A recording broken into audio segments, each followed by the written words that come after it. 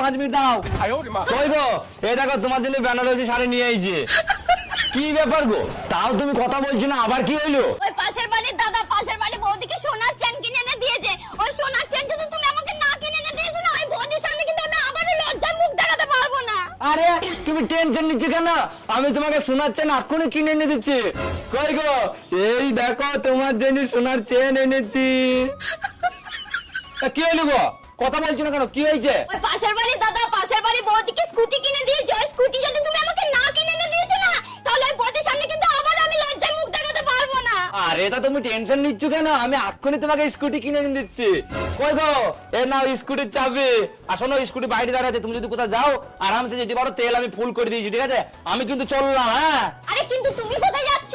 আরে পাশের বাড়ির দাদা তো একটা বৌদিকে নিয়ে পালিয়ে গিয়েছে, আমিও একটা বৌদি নিয়ে পালিয়ে যাই, নাইলে তো তুমি আমার পাশের বাড়ির বৌদির কাছে লজ্জায় মুখ